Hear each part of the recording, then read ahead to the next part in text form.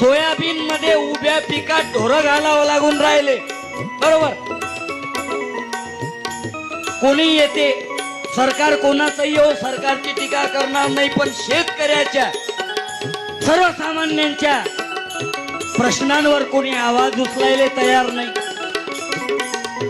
फक्त नारेबाजीचं काम होते. जय जवान जय किसान. मेला किसान, त्या किसानाचा कोणी आवाज ऐकायला तयार नाही.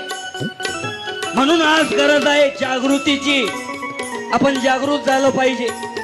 खऱ्या अर्थानं आम्हाला माणसं अशी हवी आहेत. मी तुम्हाला हे म्हणणार नाही की निवडून देताना कोणाला मत मारा किंवा कोण निवडून द्या, पण आयुष्यात एक काम करा, पैसा घेऊन आणि दारू पिऊन मत मारू नका.